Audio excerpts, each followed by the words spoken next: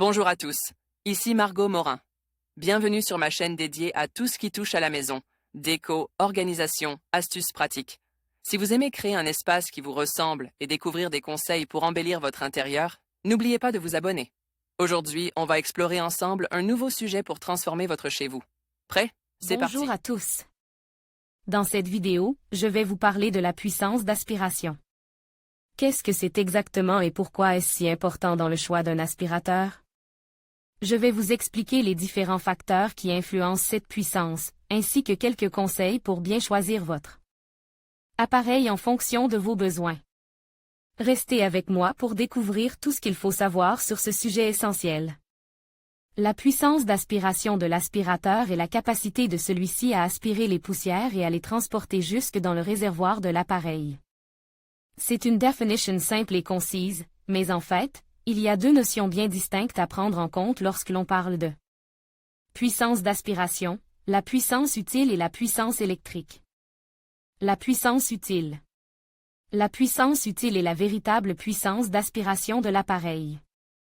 C'est bien celle-ci qu'il est important de vérifier lors de l'achat d'un aspirateur afin de s'assurer de la qualité du produit. Cette puissance utile est le rapport entre la dépression et le débit. Le rapport idéal entre ces deux caractéristiques serait de 40 kPa pour 40 dm3s et s'exprime généralement en watts. Une puissance utile raisonnable se situe entre 300 à 400 watts. Mais que représentent ces chiffres?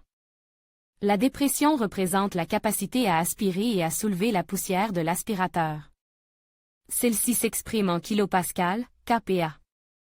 Pour faire simple, lorsque l'aspirateur est allumé, la pression de l'air à l'intérieur du tube diminue. La pression de la pisse étant plus importante que celle de l'aspirateur, l'air se met à circuler à l'intérieur du tube. Ainsi, plus la pression à l'intérieur du tube est faible, plus la capacité d'aspiration sera forte. De nos jours, la dépression des aspirateurs ménagers se situe entre 25 et 40 kPa. Le débit d'air représente la quantité d'air aspiré dans le tube à chaque seconde. Il s'exprime en décimètres cubes par seconde, dm3s. Aujourd'hui, les aspirateurs sont dotés d'un débit d'air d'environ 20 à 55 dm3s.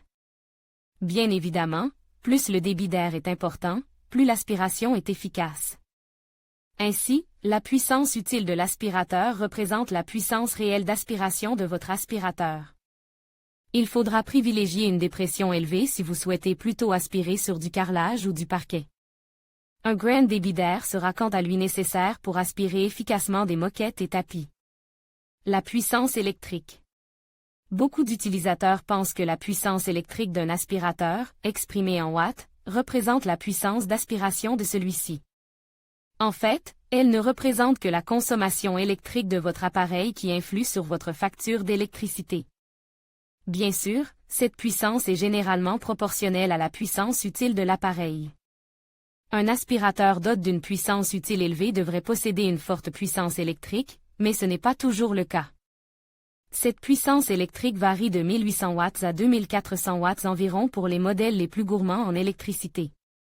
En conclusion, la puissance d'aspiration est un élément clé à considérer lors du choix d'un aspirateur. Elle détermine l'efficacité de l'appareil à éliminer la poussière et les débris de différentes surfaces. En tenant compte des différents facteurs qui influencent cette puissance, tels que le type de moteur, le design et les accessoires, vous pourrez faire un choix éclairé qui répondra à vos besoins spécifiques. N'oubliez pas que la puissance d'aspiration ne fait pas tout, le confort d'utilisation et la maniabilité sont également essentiels. Pour une expérience de nettoyage optimale. Merci de nous avoir suivis, et à bientôt pour d'autres conseils pratiques.